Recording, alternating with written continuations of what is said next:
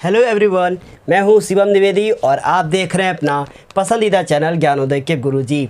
आज की इस क्लास में हम लोग क्या क्या बात करने वाले हैं, सबसे पहले उसकी ही बात करते हैं।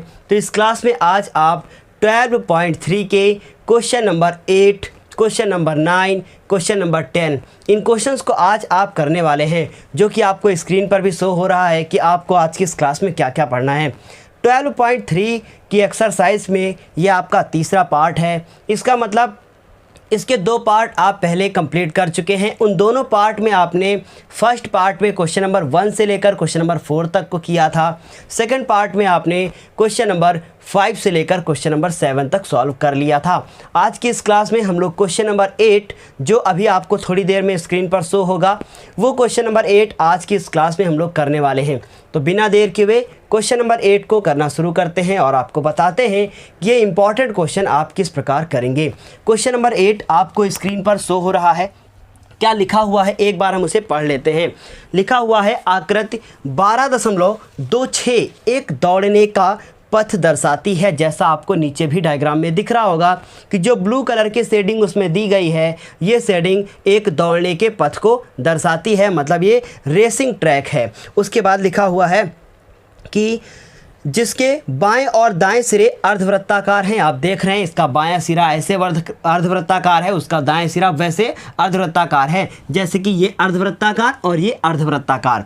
फिर आगे लिखा हुआ है दोनों आंतरिक समांतर रेखाखंडों के बीच की दूरी 60 मीटर है। अब ये आंतरिक समांतर रेखाखंड क्या हैं, इनकी बात कर लेते हैं। तो आपको ये जो बीच में दो बराबर लाइनें दिख रही हैं, जैसे कि ये आपको यहाँ पर लाइन दिख रही है, ये जो हमारी एक लाइन हो गई है यहाँ से लेकर यहाँ तक, तो ये यहाँ से लेकर यहाँ तक, ये हमारी यहाँ से यहाँ तक कितना है, 106 मीटर उन्होंने दे दी है। तो कह सकते हैं कि यहाँ से यहाँ तक भी कितना है, 106 मीटर ही होगा, क्योंकि ये दोनों क्या हैं, दोनों आंतरिक समांतर रेखा खंड हैं। अब हमें आगे बोला गया है कि यदि यह पथ 10 मीटर चौड़ा हो, मतलब ये जो आपको ब्लू कलर का शेड दिख रहा है ये 10 मीटर चौड़ा हो, इसका मतलब यहाँ से यहाँ तक जो इसकी चौड़ाई हो वो कितनी हो, 10 मीटर हो। तो यहाँ से यहाँ तक भी कितनी होगी, 10 मीटर ही होगी। पहले क्वेश्चन को समझ लें, उसके बाद करें। फिर आगे लिखा है पथ के आंतरिक किनारों के अनुदेश एक पूरा चक्कर लगाने में चली गई दूरी कितनी होगी। मतलब जब ये हम लोग यहाँ से यहाँ तक पूरा दौड़कर आते हैं आंतरिक किनारे को लेकर, तो कितनी दूरी तय करनी पड़ती है, ये हमें निकालनी है। तो बहुत ध्यान से सुनिएगा। मान लीजिए आप यहाँ से चलना शुरू करते हैं, तो कैसे चलेंगे आप, पहले मान लीजिए आप यहाँ पर आए, तो आपने अर्धवृत्त की परिधि को कवर किया, फिर इधर गए तो 106 मीटर और कवर किया, फिर यहाँ तक गए तो फिर अर्धवृत्त की परिधि, क्योंकि अर्धवृत्त है और इसकी ये परिधि हो गई, उसको कवर किया और उसके बाद फिर 106 चले गए। इसका मतलब अर्धवृत्त की परिधि 2 बार, इसका मतलब वृत्त की परिधि, और उसके बाद 106 मीटर इधर, 106 मीटर ऊपर, टोटल जोड़ देंगे तो हम लोगों को पता चल जाएगा कि कितनी दूरी ये चलता है। तो इसका सबसे पहले नामकरण कर देते हैं। यहाँ पर A लिख देते हैं, यहाँ पर B लिख देते हैं, यहाँ पर C और यहाँ पर D लिख देते हैं। पहला क्वेश्चन कुछ नहीं लिखेंगे कि हमें क्या दिया है क्या नहीं दिया है, डायरेक्ट क्वेश्चन करना शुरू करेंगे, क्योंकि वही सबसे ज़्यादा इंपॉर्टेंट है। हम लोग लिखेंगे सारा जितना भी है सब डायग्राम में हम लोग देख लेंगे। तो हम लोग लिखेंगे पथ के आंतरिक किनारों द्वारा चली गई दूरी, आंतरिक किनारों के अनुदेश लिख सकते हैं आप, के अनुदेश चली गई दूरी। कैसे आप निकालोगे, बराबर का चिन्ह लगाओगे, और क्या क्या करोगे आप, बराबर का चिन्ह लगा के हम यहाँ से लिखते हैं, आप उधर लिख लीजिएगा। क्या लिखोगे आप, डैश कर देते हैं और उसके बाद बराबर करके क्या लिखोगे आप, लिखोगे अर्धवृत्त की परिधि, तो हम लोग लिखेंगे अर्धवृत्त की परिधि। उसके बाद बहुत ध्यान से देखिएगा अभी क्या क्या करना पड़ेगा, और उसके बाद ये 106 मतलब कि AB दूरी चलेंगे आप यहाँ से यहाँ तक, और CD दूरी आप यहाँ से यहाँ तक चलेंगे, इतनी दूरी हम लोग चलेंगे। उसके बाद बहुत ध्यान से मेरी बात को फिर से सुनिएगा। अर्धवृत्त की परिधि निकालने के लिए हम लोगों को चाहिए अर्धवृत्त की त्रिज्या। उसने कहा है कि जो ये दो समांतर रेखाखंड हैं, अभी मैंने इसमें कुछ छोड़ा था, दो आंतरिक जो समांतर रेखाखंड है, इनके इस बीच की जो दूरी है यहाँ से यहाँ तक, ये टोटल 60 मीटर है। इसका मतलब अगर इसे हम केंद्र माने तो यहाँ से यहाँ तक जो दूरी होगी ये कितनी होगी, ये होगी हमारी 60 की आधी, क्योंकि 60 की आधी ये, 60 की आधी ये, और पूरा हो गया 60 मतलब 60 हो गया है। इतनी बात आपको समझ में आ गई होगी। तो हम लोग क्या करें, अर्धवृत्त की परिधि का जो फॉर्मूला होता है आपको पता है कि पाई आर होता है, लेकिन आप देख रहे हैं कि इधर भी अर्धवृत्त उधर भी अर्धवृत्त, तो हमें इसको करना पड़ेगा 2 से गुणा। अब 2 से हमने इसको कर दिया गुणा। अर्धवृत्त की परिधि होती है पाई आर प्लस ए बी, अभी पड़ा रहने दे, एक साथ सारी वैल्यू पुट की जाएंगी और ये सी डी हो गया। उसके बाद देखिए 2 लिखा, पाई की वैल्यू को 22/7 इस क्वेश्चन में रखना है, क्योंकि इन्होंने 3.14 रखने के लिए बिल्कुल भी नहीं कहा है, तो हम लोग यहाँ पर 22/7 रखेंगे। अगर बात करें आर की तो आप यहाँ पर लिख सकते हैं कि जो आर है वो कितना है 60/2, मतलब वो कितना हो गया 30, तो यहाँ पर हम लोग 30 रख देंगे। उसके बाद ए बी की वैल्यू, तो ए बी की वैल्यू आप देख सकते हैं 106 है। उसके बाद ये सी डी की वैल्यू वो भी 106 ही है। उसके बाद देखें ये हो गया 22 दूना 44, क्योंकि कटेगा तो है नहीं, और 44 गुणे कितना हो गया 30, और बटे में कितना 7। 106 में 106 जोड़ दिए जाएं तो 200 कितने हो गए 6 6 12 मतलब 212 हो गए। अब इसको 3 से इसको हम लोग करते हैं गुणा, तो देखिएगा 3 को 4 से करेंगे तो कितना होगा, 3 चौको 12 के 2 हासिल लगा 1, फिर 3 चौको 12 के 2 और हासिल लगा 1, मतलब आपका हो गया 1320, और बटे में कितना 7, और ये हो गया 212। अब इसका आप लासा ले लीजिए। लासा जब हम लोग इसका लेंगे तो क्या आएगा हम आपको बताते हैं। देखिए 7 और यहाँ पर 1 लिखा है, तो लासा ले लीजिए 7 ही आएगा। 7 का पहाड़ा पढ़िए कि 7 से ज़्यादा ना हो तो 1 ही आएगा, तो 1 लिखेंगे, और 1 का गुणा 1320 से करेंगे तो 1320 ही आएगा। उसके बाद प्लस लगाया, इस 1 का गुणा जो है 1 का भाग करना है मुझे, 1 को 7 से करना है, तो क्या करेंगे हम लोग 7 ही आएगा, और 7 का गुणा 212 से करना है, तो 7 को 2 से गुणा करके लिखिए 14 हो गए, हासिल हुआ 1, फिर 7 कम 7 और 1 8 हो गए, और फिर 7 दूना कितना हो गया 14 हो गया। इन दोनों को आप जोड़ दीजिए, तो इन दोनों को जो जोड़ते हैं तो 4 और ये हो गया 4, 2 और 8 कितने हो गए 10। उसके बाद देखिए कितने हो गया 4 और ये 3 7 और 1 हासिल हुआ 8 हो गया। फिर उसके बाद देखिए 4 8 हुआ और 1 कितना हो गया 2, मतलब 2804 और बटे में 7। अब बात यह है कि इसका मात्रक क्या लिखा जाए, बहुत ध्यान से मेरी बात को सुनिएगा।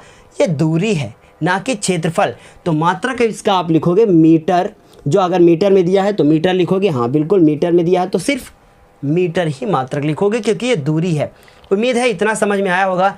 नहीं समझ में आया है तो मात्र 1 मिनट में हम इसे फिर से बताते हैं। आपको निकालना था आंतरिक किनारों के जो अनुदिश चली गई दूरी, मतलब यहाँ से यहाँ तक आप कितना चलकर जाते हैं, तो हमने 106, ये वाला 106, ये अर्धवृत्त की परिधि और ये अर्धवृत्त की परिधि, इतना हमें जोड़ना था। अगर इतना हमें जोड़ना था तो हम लोगों को क्या करना था, पथ के आंतरिक किनारों के अनुदिश चली गई दूरी, मतलब कि 2 गुणे अर्धवृत्त की परिधि, क्योंकि ये अर्धवृत्त हो गया। 2 क्यों लगाया, क्योंकि उधर भी और इधर भी दोनों तरफ है, तो इसका मतलब 2 से गुणा करना पड़ेगा। उसके बाद ये ए बी हो गया, ये सी डी हो गया। ए बी क्या है, यहाँ से यहाँ तक दूरी, सी डी क्या है, यहाँ से यहाँ तक दूरी, सारी चीज़ इसमें कवर हो गई। ये दूरी भी और ये दोनों दूरियाँ। इसका मतलब क्या हुआ, वैल्यू पुट कर दी, सॉल्व कर दिया, 2804/7 मीटर आ चुका है। चाहें तो आप इसको आगे करके डिवाइड कर सकते हैं और फिर आंसर और आ जाएगा कुछ और, तो वो भी सही होगा, ये भी सही होगा, और यही शायद एनसीईआरटी बुक में आपका दे रखा है पीछे। तो उम्मीद है इतनी आपको बात समझ में आ गई होगी कि हम लोगों ने इसका फर्स्ट पार्ट तो कंप्लीट कर लिया। अब इसके सेकेंड पार्ट में आपसे क्या पूछ रहा है उसकी बात करते हैं। इसका सेकंड पार्ट करने के लिए हमें बोर्ड को करना पड़ेगा साफ। तो इसका सेकंड पार्ट हमसे आखिर क्या पूछा गया है, सेकंड पार्ट में पूछा गया है कि पथ का क्षेत्रफल क्या होगा, मतलब कि जो ये इतना ये भाग आपको दिख रहा है अंदर का, इसका क्षेत्रफल क्या होगा, जैसा कि डायग्राम में आपको नीचे शो हो रहा होगा या शो हो रहा था इससे पहले। तो देखिए ज़रा ध्यान से, हम लोग इसका सेकंड पार्ट कैसे लिखेंगे, लिखेंगे पथ का क्षेत्रफल हमको ज्ञात करना है। तो पथ का क्षेत्रफल कैसे निकलेगा, डायरेक्ट किया जाए या समझा के किया जाए। देखिए समझाएंगे तो हम बिल्कुल, आप अगर ध्यान से इसको देखें तो पथ का क्षेत्रफल निकालने के लिए हमको इसे 2 हिस्सों में करना पड़ेगा। यहाँ से हम इसको अगर ब्रेक कर दें यहाँ से, तो इधर का जो हिस्सा बचा वो एक अर्धवृत्त को डिनोट करता है, इधर का जो बचा वो भी अर्धवृत्त का। दोनों को अगर आपस में आप मिला दो, मतलब कि इधर वाला हिस्सा ये, इधर वाला हिस्सा ये आंतरिक भाग का, उसके बाद फिर आप इसको मिला दें ऐसे, और फिर इसको इधर से मिला दें, तो इस प्रकार का मतलब बीच वाला हिस्सा हमने गायब कर दिया। अगर ऐसा गायब कर देंगे तो एक वृत्त बनेगा, बनेगा कि नहीं बनेगा।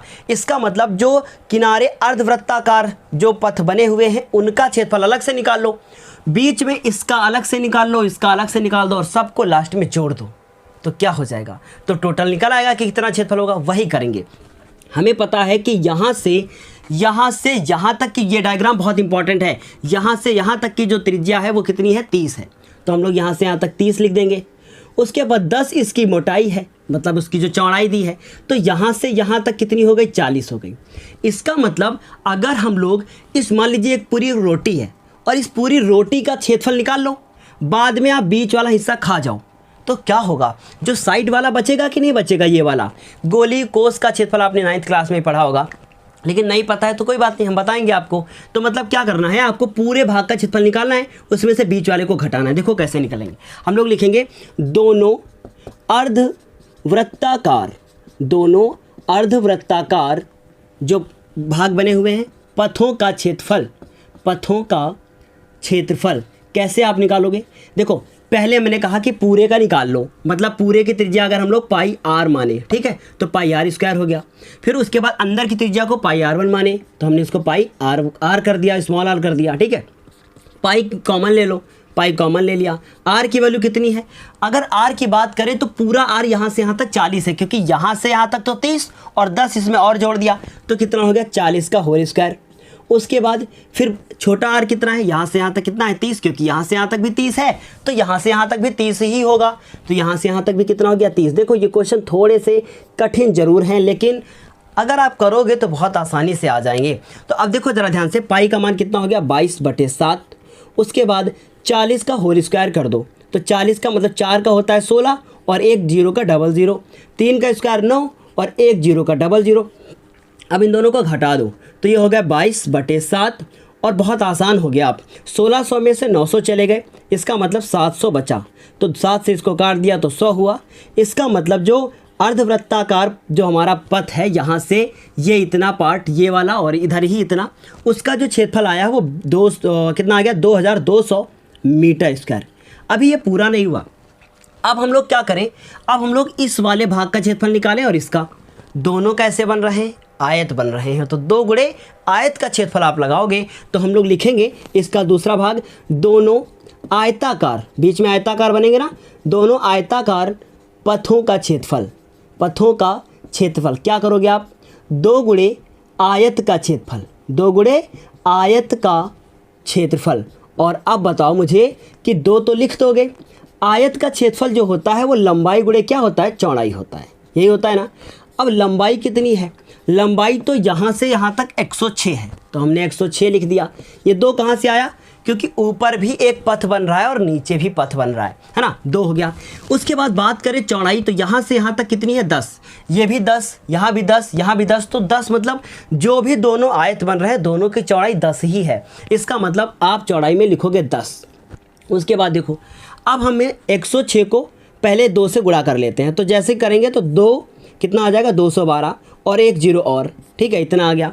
अब उसके बाद इसको जितना आया है इसको हम लोग जोड़ दें, तो हम लोग लिखें पथ, अतः पथ का क्षेत्रफल, पथ का क्षेत्रफल, और दोनों को जोड़ दिया जाए, तो इसका मतलब 2200 और प्लस उसमें 2120 जोड़ दिया जाए।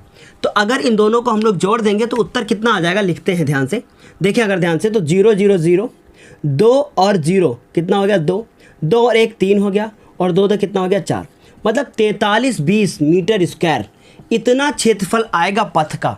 अगर समझ में नहीं आया तो एक बार फिर से देखिएगा, मैंने क्या किया, पहले इधर इतने पार्ट का क्षेत्रफल निकाला और उसको हमने 2 से गुणा कर दिया। इसीलिए क्या किया मैंने, देखो जरा ध्यान से, क्योंकि ये अर्धवृत्ताकार पथ है और ये भी अर्धवृत्ताकार पथ है, दोनों मिलाकर इस प्रकार का वृत्ताकार पथ बना लेंगे, वृत्ताकार, है ना। अब ये वृत्ताकार अगर पथ बना लेंगे तो इसका मतलब क्या हुआ कि ये वृत्ताकार जो पथ बनाएंगे उसका क्षेत्रफल निकालने के लिए दोनों अर्धवृत्ताकार पथों का क्षेत्रफल pi R square minus pi R square. R जो स्मॉल लोगे वो 30 होगा, क्योंकि यहाँ से यहाँ तक 30, जो कैपिटल आर लोगे वो 40 होगा। इतनी बात तो आपको अच्छे से समझ में आ गई होगी कि ये कैसे यहाँ पर 40 और कैसे यहाँ पर 30 हुआ है। उसके बाद बात करें कि दोनों आयताकार पथों का क्षेत्रफल निकाला, अलग अलग मैंने दोनों का निकाल लिया और लास्ट में दोनों को जोड़ दिया। इस तरीके से ये क्वेश्चन तो बड़ा था, काफ़ी बड़ा क्वेश्चन था, लेकिन अच्छे से अगर समझ में आ गया है तो जल्दी से अब मुझे बताएं।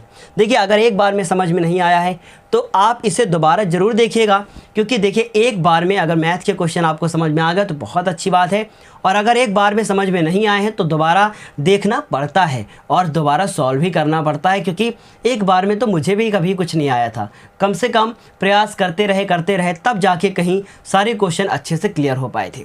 तो चलिए फिर अब इस क्वेश्चन को हम करते हैं साफ, और इसके बाद हम लोग बात करेंगे क्वेश्चन नंबर 9 की। बहुत अच्छा क्वेश्चन है क्वेश्चन नंबर 9 भी। उसे करने के लिए आपको थोड़ा सा और दिमाग यूज़ करना पड़ेगा।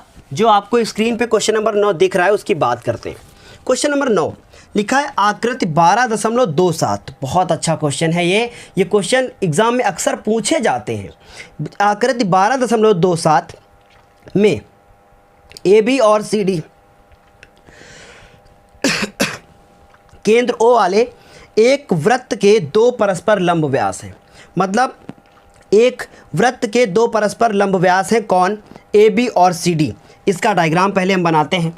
डायग्राम आपको नीचे शो हो रहा होगा, लिखा हुआ है कि एक वृत्त है, ठीक है, थोड़ी सी कुछ प्रॉब्लम है।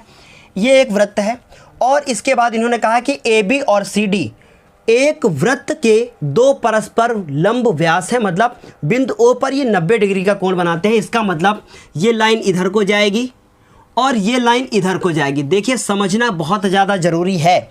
इसमें डायग्राम में यहाँ पर ए दिया है, यहाँ पर बी दिया है, यहाँ पर सी है और यहाँ पर डी है, और ये केंद्र है जिसका नाम उन्होंने ओ दे रखा है।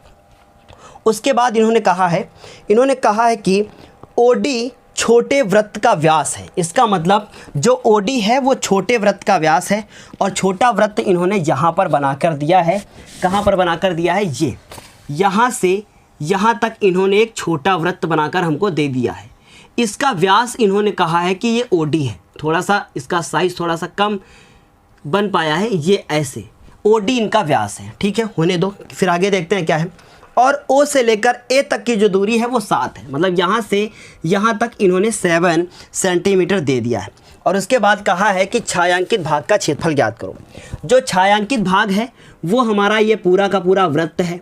ये पूरा का पूरा वृत्त हमारा छायांकित है, और साथ ही साथ ये वाला भाग भी हमारा पूरा का पूरा छायांकित है, और उसके बाद ये वाला भाग भी पूरा का पूरा छायांकित है। क्वेश्चन बहुत मज़ेदार है। कैसे आप इसको करोगे? बहुत दिमाग लगाकर आपको इसे करना पड़ेगा। अगर हम कहें कि इस वृत्त का क्षेत्रफल अलग से निकाल लो तो बहुत आसान होगा, निकाल लिया। फिर उसके बाद क्या करो कि फिर उसके बाद इस पूरे अर्धवृत्त का क्षेत्रफल निकाल लो, निकाल लिया। फिर उसमें से त्रिभुज को घटा दो, घटा दिया। इसको निकाला, अलग रख लिया संभाल कर। फिर उसके बाद अर्धवृत्त को निकाला, निकाल लिया। अब उसमें से त्रिभुज को घटा दो तो जितना बचेगा वो ये छायांकित वाला बचेगा। अब क्या करो, जो निकाल कर अलग रखा था उसको ले आओ और आपस में जोड़ लो। समझ में आई बात? क्या किया? नहीं समझ पाए? एक बार फिर से देखिएगा, मैंने क्या बताया। इस वृत्त का अलग से निकालो, निकाल लिया। फिर उसके बाद इसको अलग रख दो संभाल के फ्रीजर में। फिर आगे देखो, फिर अर्धवृत्त का अलग से निकालो, निकाल लिया अर्धवृत्त का। जब अर्धवृत्त का निकाल लिया तो उसमें से बीच वाला जो त्रिभुज आपको ये वाला त्रिभुज दिख रहा है उसको घटा दो। तो उसमें से कितना बचेगा पार्ट? जो छायांकित आपको इधर वाला दिख रहा है ना वो बचेगा, और वही जो अगर बचेगा तो वही, और उसके बाद जो अलग फ्रीजर में रखा था निकाल के जोड़ दो। यही करना है। देखो ज़रा ध्यान से कैसे। लेकिन ये सब करने के लिए ना बहुत कुछ चाहिए, और वो क्या चाहिए? वो सब कुछ इस 7 से ही निकालना है मुझे। इन्होंने कहा था लंब व्यास है, इसका मतलब ये ओ ए बराबर 7। तो हम लोग लिखेंगे, हल करेंगे, और क्वेश्चन नंबर ये 9 है। सबसे पहले कि चूँकि ओ ए जो है वो ओ बी के बराबर है कि नहीं बराबर? ये भी त्रिज्या, ये भी त्रिज्या, बिल्कुल बराबर। लेकिन जो ओ बी है वो सी ओ के बराबर है या ओ सी के बराबर है, बिल्कुल। और ये ओ डी के बराबर है, मतलब सब कुछ बराबर है। इतनी बात आपको समझ में आ गई। अब इसको हम लोग हल करते हैं। देखो ज़रा ध्यान से कैसे। हम लोग इसका क्षेत्रफल निकालेंगे ना, तो हम लोग लिखेंगे छोटे जो वृत्त बना है, छोटे वृत्त का व्यास जिसका नाम कितना है? ओ डी है। वो कितना होगा बताओ? 7 सेंटीमीटर। क्यों? क्योंकि ये सारे के सारे क्या हैं? बराबर है। तो रीजन आप लिख सकते हैं कि चूँकि जो ओ ए है वो उन्होंने 7 दिया है, और ओ ए ना ओ डी के बराबर है। क्लियर? इसकी अगर त्रिज्या निकाली जाए तो त्रिज्या निकालने के लिए आर लिखोगे आप उसको, और 7/2 होगा। क्या ये बात समझ में आ गई? अब हम लोग लिखेंगे छोटे वृत्त का क्षेत्रफल और बताइए कि छोटे वृत्त का क्षेत्रफल कितना आएगा। अब आप कहेंगे कि छोटे जो वृत्त का क्षेत्रफल होगा उसका फॉर्मूला हम लोग लिखेंगे पाई आर स्क्वायर। ये लिखेंगे कि नहीं लिखेंगे? क्योंकि ये वाला वृत्त बन रहा है छोटा वाला, अलग निकाल कर रख लेंगे उसको। 22/7, आर की वैल्यू 7/2। कितनी बार लिखना है? 2 बार। क्यों लिखना है 2 बार? क्योंकि उसके ऊपर स्क्वायर लगा है। आ रही बात समझ में? अब ये 7 से 7 हुआ कैंसिल आउट, 2 1 जा 2, ये होगा 11। कितना बचा? 11, ये 7, तो मतलब 11 और ये 7 अपॉन में कितना बचा? 2, तो ये होगा 77 दिख रहा है ना वहाँ से। कितना हो गया? 77/2। और ये सेंटीमीटर में है या मीटर में? तो सेंटीमीटर है तो हमने सेंटीमीटर स्क्वायर कर दिया। क्या इतनी बात समझ में आ गई? अब हम लोग क्या करें? अब हम लोग ये दोनों जो किनारे दिख रहे हैं उनका क्षेत्रफल निकालें, है ना। उनका क्षेत्रफल निकालने के लिए क्या करेंगे हम लोग? पहले अर्धवृत्त का क्षेत्रफल निकाल लेंगे और अर्धवृत्त का क्षेत्रफल निकालने के बाद उसमें से बीच वाले त्रिभुज का क्षेत्रफल हम लोग क्या कर देंगे? घटा देंगे। तो हम लोग लिखेंगे कि अर्धवृत्त में, बहुत ध्यान से मेरी बात को सुनिएगा, हम लोग सबसे पहले लिखें ये जो किनारे वाला भाग है ना, तो हम लोग लिखें कि ये जो अर्धवृत्त में छायांकित भाग का क्षेत्रफल, जो अर्धवृत्त में है छायांकित भाग का क्षेत्रफल कैसे निकालोगे? बराबर लगा दीजिएगा और उसके बाद यहाँ से लिखिएगा कि हम लोग क्या करें? अर्धवृत्त का क्षेत्रफल निकालें। किसका? अर्धवृत्त का क्षेत्रफल। और उस अर्धवृत्त के क्षेत्रफल में से अगर हम लोग बीच वाले त्रिभुज को घटा दें तो मेरा छायांकित निकलेगा कि नहीं निकलेगा?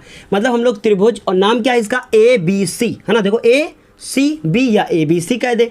त्रिभुज ABC का क्षेत्रफल, ABC का क्षेत्रफल। और ध्यान से देखना, ये यहाँ से यहाँ तक कितना हो गया? ये हो गया 14। और ये यहाँ से यहाँ तक कितना हो गया? ये यहाँ तक 7 हो गया। मतलब अगर हम इसको ऐसे बना दें, सीधा कर दें, ठीक है, ये C हो गया, ये A हो गया, ये हमारा B हो गया, सीधा कर दें और यहाँ पर O हो गया, तो ये इसकी ऊंचाई हो गई, ये इसका आधार हो गया। अगर किसी त्रिभुज की आधार पता हो जाए, किसी त्रिभुज की ऊंचाई पता हो जाए, तो क्षेत्रफल क्या है? फॉर्मूला होता है 1/2 आधार गुणे ऊंचाई। इसका मतलब हम लोग क्या फॉर्मूला लिखेंगे? अर्धवृत्त का क्षेत्रफल पाई आर स्क्वायर, क्योंकि आर तो सबके लिए सेम ही है तो हम लोग को बार बार कैपिटल लिखने की जरूरत नहीं है। लिखेंगे 1/2। फॉर्मूला क्या होता है? आधार गुणे ऊंचाई, और आधार है कितना? A से लेकर B तक, तो AB हो गया। समझ में आ रही बात? और ऊंचाई कितनी है? O से लेकर C तक, तो हमने इसको OC लिख दिया। क्या इतनी बात समझ में आई? सच बताइएगा, आई समझ में? उसके बाद देखो आगे क्या करते हैं। अब हमने पाई को लिखा 22/7, ठीक है, लिख दिया। आर की वैल्यू 7/2। क्या 7/2? ना ना ना ना ना। इस अर्धवृत्त के लिए, इस अर्धवृत्त, हाँ, और अर्धवृत्त के क्षेत्रफल में 2 से भाग भी तो करोगे ना, क्योंकि वो वृत्त का होता है। इस अर्धवृत्त के लिए बहुत ध्यान से सुनिएगा, इस अर्धवृत्त के लिए जो आर की वैल्यू होगी वो हमारी OC होगी, और OC हमारी कितनी है? 7 है। तो दोनों त्रिज्याएं क्या बराबर थी? नहीं थी ना। तो इसका मतलब हम लोग लिख देंगे कि R जो है मेरा वो OC है, और OC हमारा कितना है? वो 7 है। ठीक, तो ये हमने लिख दिया कि OC मेरा कितना है? OC बराबर 7 है। इतनी बात क्लियर? तो R को हमने लिखा 7। कितनी बार लिखना है? 2 बार। 22/7 हो गया, और ये वाला जो 2 था बटे में उसको हमने नीचे ऐसे लिख दिया, कोई दिक्कत? फिर उसके बाद देखो 1/2, AB की वैल्यू 14। उसके बाद OC की वैल्यू कितनी है? OC की वैल्यू को देखें, वो कितनी है? OC की वैल्यू वो 7 है, लिख दिया। उसके बाद देखो ये 7 से 7 कट गया, इसको इससे काटा तो 11 हो गए। मतलब 11 गुणे कितना? वो 7 माइनस 2 1 कम 2, 2 7 कितना? 14 हो गया। इसका मतलब कितना बचा? 11 गुणे 7 हो गया, तो 11 गुणे 7 लिख दिया हमने। उसके बाद देखें तो ये 7 लिखा है, 7 लिख दिया हमने। 7 और 7 का गुणा कर दिया तो हम लोग लिख देते हैं यहाँ पर 7 गुणे 7। अब 11 7 कितना हो गया? 77, और 7 को 7 से गुणा किया तो 49, मतलब 49 हो गया। अब हम लोग इसको घटा देते हैं दोनों को। अब 77 में जैसे ही आप 49 को घटाओगे 28 बचेगा। इसका मतलब 28 सेंटीमीटर स्क्वायर आ चुका है। इतनी बात आपको अच्छे से क्लियर हो गई होगी। अब क्या करें? अब हम लोग लिखे कुल छायांकित भाग का क्षेत्रफल। कुल छायांकित भाग का क्षेत्रफल, कुल छायांकित भाग का क्षेत्रफल। तो क्या करोगे आप? इसको और इसको दोनों को जोड़ दोगे। इसका मतलब 77/2 प्लस 28। अब इसका लासा लेकर आप जोड़ लो। तो देखो कैसे जोड़ेंगे हम लोग। लासा लेंगे, आएगा 2। अब 2 का पहाड़ा पढ़िए तो मतलब 77 ही आएगा। फिर उसके बाद देखिए 1 का पहाड़ा पढ़िए कि 2 से ज़्यादा ना हो तो 2 आएगा, और 2 को आपको करना है 28 से गुणा। तो कितना हो जाएगा 56। अब दोनों को जोड़ दो, 6 और 7 हो गए कितने 13। हासिल कितना हुआ 1। 7 और 5 कितने होंगे 12 और 1 हासिल हुआ 13 बटे कितना 2। चाहो तो डेसिमल में आप लिख सकते हो। 2 छाक कितना होगा, देखो डेसिमल में करते हैं, 2 छाक 12, 1 बचा, फिर 2 छक्के 12, फिर बचा 1 और ये 5 हो गया। इसका मतलब इतने सेंटीमीटर स्क्वायर इसका आंसर आएगा। तो इस तरीके से आपने कौन सा क्वेश्चन समाप्त कर लिया है, 8 नंबर क्वेश्चन भी समाप्त कर लिया, 9 नंबर क्वेश्चन भी समाप्त कर लिया। अब इसके बाद हम लोग बात करते हैं क्वेश्चन नंबर 8 हो गया, 9 हो गया, क्वेश्चन नंबर 10 की बात करते हैं। देखिए ज़रा ध्यान से, क्वेश्चन नंबर 10 आपको स्क्रीन पर बस अभी शो होने वाला है। अगर ये क्वेश्चन समझ में आपको नहीं आए हैं तो यूट्यूब के इस जो भी चैनल होते हैं, जो भी कुछ होता है, जो भी वीडियोज़ होते हैं, उसमें एक सिस्टम होता है कि आप उसको स्लो मोशन में लगाकर देख सकते हैं। तो उससे आप स्लो मोशन में लगाकर देखें, बिल्कुल आपको समझ में आएगा। क्वेश्चन नंबर 10 लिखा है कि एक समबाहु त्रिभुज का क्षेत्रफल, आपको स्क्रीन पर दिख रहा होगा और चित्र भी नीचे दिख रहा है। एक समबाहु त्रिभुज का क्षेत्रफल 1732.5 वर्ग सेंटीमीटर है। जो दिया है उसको सबसे पहले लिख लेते हैं। क्या दिया हुआ है क्वेश्चन नंबर 10 में, दिया है समबाहु त्रिभुज का क्षेत्रफल। समबाहु त्रिभुज का क्षेत्रफल कितना दिया है, लिखिएगा ध्यान से, 1732.5 और उसके बाद वर्ग सेंटीमीटर, तो हमने यहाँ पर लिख दिया वर्ग सेंटीमीटर। क्या इतनी बात समझ में आ गई? आगे पढ़ते हैं फिर क्या लिखा है। इस त्रिभुज के प्रत्येक शीर्ष को केंद्र मानकर त्रिभुज की भुजा के आधे के बराबर त्रिज्या लेकर एक वृत्त खींचा जाता है। इसका मतलब एक जो है हम लोग क्या करते हैं, एक त्रिभुज बनाते हैं। बहुत ध्यान से सुनिएगा मेरी बात को। क्या करते हैं, एक त्रिभुज बनाते हैं। तो ये हमने क्या कर दिया, एक त्रिभुज बना दिया। ये त्रिभुज बनाने के बाद हम लोग क्या करते हैं, प्रकार को लेते हैं और उसके बाद हम लोग प्रकार की नोक को यहाँ पर रखते हैं और इस भुजा के आधे के बराबर, मतलब बीच सेंटर पे एक कोई पॉइंट ले लेते हैं यहाँ पर। उसके बाद एक कोई वृत्त बना देते हैं ऐसे। इस प्रकार ये एक वृत्त हम लोगों ने बना दिया। उसके बाद यहाँ पर प्रत्येक शीर्ष को, यहाँ भी वही काम करते हैं, यहाँ भी हम लोग एक वृत्त बना देते हैं, ऐसे वृत्त बना दिया और यहाँ भी हम लोग एक वृत्त बना देते हैं। क्या इतनी बात समझ आ गई? ये कुछ ज़्यादा ही बड़ा बन गया, कोई बात नहीं। फिर आगे देखते हैं। फिर लिखा हुआ है कि छायांकित भाग का क्षेत्रफल ज्ञात कीजिए। अब ये छायांकित भाग कौन सा है इसकी बात करें। छायांकित भाग जो आपको ये बीच वाला हिस्सा दिख रहा है, ये छायांकित भाग है। अब इसको ज्ञात करने के लिए हमें क्या क्या चाहिए, देखिए ज़रा बहुत ध्यान से मेरी बात को सुनिएगा। अगर हम लोग ये देखें कि यहाँ से यहाँ तक की दूरी कितनी है, तो आप कहेंगे सर वो समबाहु त्रिभुज की भुजा है, तो भुजा हो गई, जो समबाहु त्रिभुज की भुजा हो गई वही दूरी होगी। अगर हम कहें कि ये इसकी आर है, यहाँ से इसका नाम अगर हम लोग दे दिया, जब हम लोग नाम दे दें तो ए हो गया, ये बी हो गया, ये सी हो गया। यहाँ से यहाँ तक कितनी है, हमने कहा आर है। यहाँ से यहाँ तक कितनी आर है। इसका मतलब समबाहु त्रिभुज की जो भुजा है वो 2r है। आ रही बात समझ में, वो कितनी है 2r। हम लोग ऐसा मान लें, हम लोग मान लें कि माना जो हमारी त्रिज्या है, ये जो त्रिज्या है, माना हमने वृत्त की त्रिज्या कितनी है वो हम मान लेते हैं, माना वृत्त की त्रिज्या r है। तब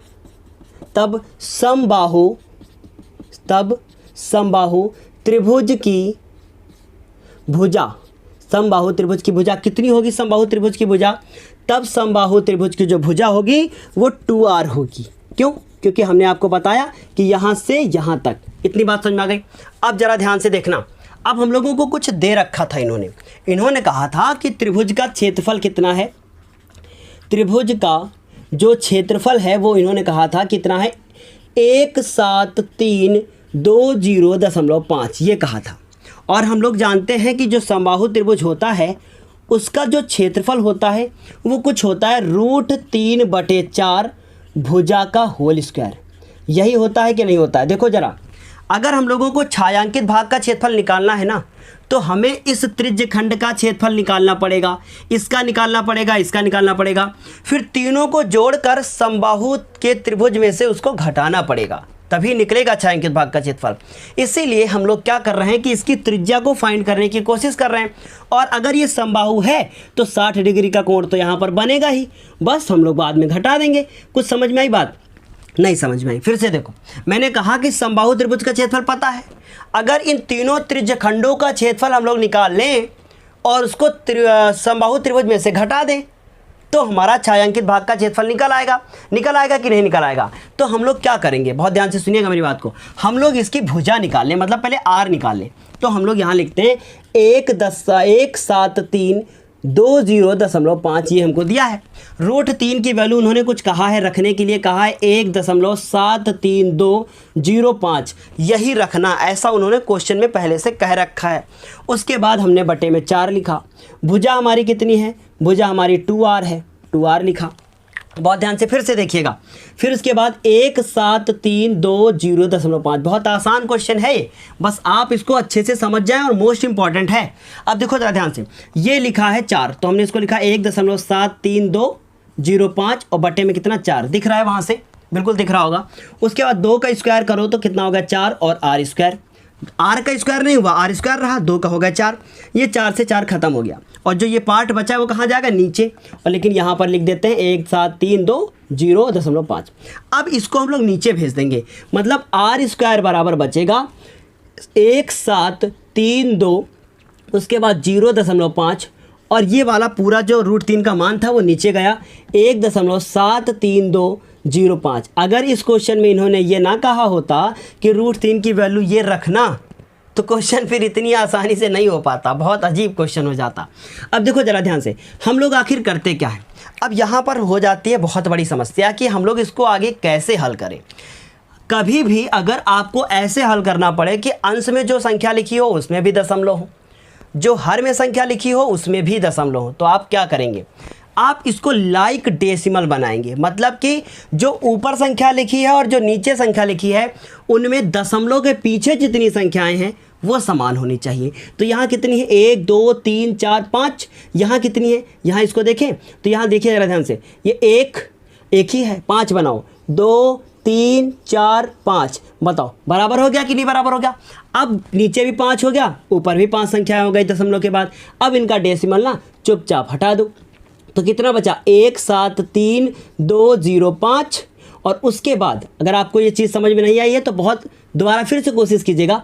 उसके बाद 1 2 3 4 0 और नीचे है 1.73205, ऐसे लिखा। अब इस ये देखो, ये पूरी संख्या समान, इसका मतलब इसका जब पहाड़ा पढ़ोगे एक बार और ये पहाड़ा जाएगा एक बार में करेगा और 1 2 3 4 0, 1 2 3 4 0, देखो कितनी आसानी से हो गया। इसका मतलब r स्क्वायर बराबर कितना हुआ? 1 2 3 4। अब इसका हमें करना है फैक्टर, तो इसके फैक्टर कर दो। तो इस तरीके से हमने देखो स्क्वायर को उधर भेजा, अंडर रूट लगा दिया। अब 10,000 के अगर हम लोग फैक्टर करना शुरू करें तो क्या होगा? 2, देखिए कैसे होता है, हम बताते हैं बहुत ध्यान से। 1 0 का याद कर लो, 2 × 5 होता है, तो 1 0 का 2 × 5, फिर ठीक, और 2 0 का 2 × 5, फिर 3 0 का फिर 2 × 5, मतलब 2 2 2 2 2 4 बार आएगा, 5 भी 4 बार आएगा, है ना? 2 फिर 2 फिर 2 फिर उसके बाद 5 5 और 5 और 5। समझ में आ रहा है ना कैसे किया मैंने? इनका जोड़ा, यहाँ जोड़ा, मतलब 2 हुआ, फिर 2 हुआ, फिर अभी ट्रिक बताएंगे ना, और बताएंगे, परेशान मत हो। अब देखो 2 दूनी कितना? 4 और 4 पंचे 20, 20 पंचे 100। अब बताएं, जितने भी आपके जीरो हों उनके आधे कर दो, वही आंसर होता है। लेकिन मन में सवाल होगा कि अगर 5 जीरो हों तब, तो फिर ऐसे होगा। अगर 5 जीरो हो जाएं तो ऐसे होगा, ऐसे लगा दिया, 4 जीरो में से 2 जीरो बाहर और 1 जीरो अंदर, सॉल्व। आसान तो है ना? अच्छा, इतनी बात छोड़ो, ये सब फालतू की बातें हैं, इनको हटा दिया। अब मैं क्या करूं? अब अगर हम लोग को ये त्रिज्यखंड का क्षेत्रफल निकाल लें तो काम हो जाएगा। देखो क्या करेंगे, अब हम लोग लिखेंगे अतः छायांकित भाग का क्षेत्रफल, छायांकित भाग का क्षेत्रफल, और उसमें से क्या करेंगे हम लोग? जो समबाहु त्रिभुज का क्षेत्रफल है ना, हम लोग लिखेंगे त्रिभुज ABC का क्षेत्रफल, और उसमें से क्या घटा देंगे? 3 गुणे त्रिज्यखंड का क्षेत्रफल, त्रिज्यखंड का क्षेत्रफल, तो क्योंकि तीनों त्रिज्यखंड बराबर हैं, ठीक। अब बताओ समबाहु त्रिभुज का कितना था? 1.3, उसके बाद 1.732 और 0.5 इतना था। अब त्रिज्यखंड का निकालो तो थीटा बटे 360 और पाई आर स्क्वायर फार्मूला लगाओगे। थीटा की वैल्यू सबको पता है कि कितनी दी है, थीटा की वैल्यू कितनी दी है, 60 डिग्री समबाहु है। तो 1732.0.5 60/360। पाई की वैल्यू 22/7 इन्होंने रखने के लिए कहा है कि कितना रखने के लिए कहा है, पाई की वैल्यू इन्होंने कहा था कितना रखो, कुछ कहा है क्या क्वेश्चन में, इन्होंने कुछ नहीं कहा है कि हाँ, कहा है कि पाई का मान 3.14 रखो, कहा है हाँ 3.14 और आर की वैल्यू हो गई हमारी 100, तो 100 का क्या करेंगे होल स्क्वायर। क्या इतनी बात समझ में आ गई। अब 0 से 0 ये कैंसिल और 6 कम 6 6 7 36 मतलब 6 बार में जाएगा। उसके बाद इसको हम लिखते हैं, कहाँ पे लिखा जाए, इसको मिटाते हैं ना। देखिए ज़रा ध्यान से, हम लोग क्या करें, 173.205 दशमलव है ना, दशमलव कहाँ पे है, यहाँ पर 0.5, फिर उसके बाद माइनस 1/6, 1/6 लिखा, 6 से क्या वो कट जाएगा, 6 पंचे 30, बिल्कुल नहीं कटेगा, पड़ा रहने दो। तो क्या किया, 3.14 और 100 का स्क्वायर कर दो, 1 2 3 4, 4 बार 0, इनको कर दो गुणा। इसका मतलब 17320.5 1/6 हो गए, इनको इससे गुणा कर दिया तो 31400 आ जाएगा। 2 0 खत्म, पॉइंट हटाया, 2 0 बढ़ाया, उसमें खत्म। समझ रहे बात को, पॉइंट हटाया, 2 0 नीचे बढ़ाया और 2 0 से 2 0 खत्म। अब इसको हम ना 6 से कर दे डिवाइड, तो 17320.5 माइनस, अब करना यह है कि 31400 और इसको 6 से करना है डिवाइड। अब इसको आप क्या 6 से डिवाइड कर लेंगे, जब आप इसको 6 से डिवाइड करेंगे तो जो उत्तर आपका आएगा वो मैं आपको बता दूं कितना आएगा, कर ही देता हूं। 6 पंचे कितना 30, तो कितना हो गया 30, 1 बचा 14 हो गए, 6 दूनी कितना हो गया 12, फिर उसके बाद 2 हुआ, फिर 0, 6 3 कितना हो गया 18 हो गए, 18 लिखा, फिर 2 हुआ, फिर 0 उतारा। इस तरीके से आप करते जाओगे तो 3 आएगा, उसके बाद दशमलव, मतलब 52 दशमलव, आपका उत्तर कितना आ जाएगा 52 दशमलव। लेकिन हम लोगों ने एक चीज़ यहाँ पर ध्यान नहीं दी कि जो ये 3 था, ये 3 लिखना हम भूल गए, है ना, क्योंकि यहाँ पर 3 भी तो लिखना है। तो ये अगर यहाँ पर हम लोग 3 लिख देंगे, बहुत ध्यान से देखिएगा, तो कितना हो जाएगा 6 कम 6, 3 कम 3 और 3 दूना कितना हो जाएगा 6।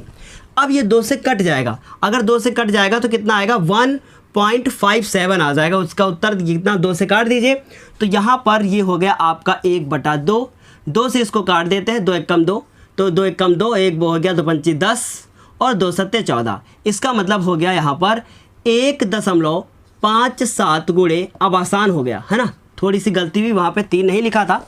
उसके बाद देखो जरा ध्यान से, ये 157 और 00, ठीक। उसके बाद देखो मेरी आवाज़ में थोड़ी सी कुछ प्रॉब्लम भी है, अब इसको घटा दिया जाए तो 17320.5 घटाते हैं 0.0, 1 2 0, फिर 7 हो गया, फिर 5 हो गया, उसके बाद फिर 1 हो गया। यहाँ भी पॉइंट के पहले 5 संख्या है, यहाँ भी 5 संख्या है, घटाते 5 में 0 गए, 5 ही होंगे, 0 में 0 गए, फिर 2 में 0 गए, फिर उसके बाद 2 बचेंगे, 13 में 7 गए तो 6 बचे, 6 में 5 गए तो 1 बचा। इसका मतलब कितना उत्तर आ गया 162.0.5, और ये सेंटीमीटर में था कि मीटर में, सेंटीमीटर में था, इसलिए इसका उत्तर जो आया है वो कितना आ गया है 162, और उसके बाद जो हमारा लिखा हुआ 0.5 सेंटीमीटर स्क्वायर। इतना बड़ा क्वेश्चन था।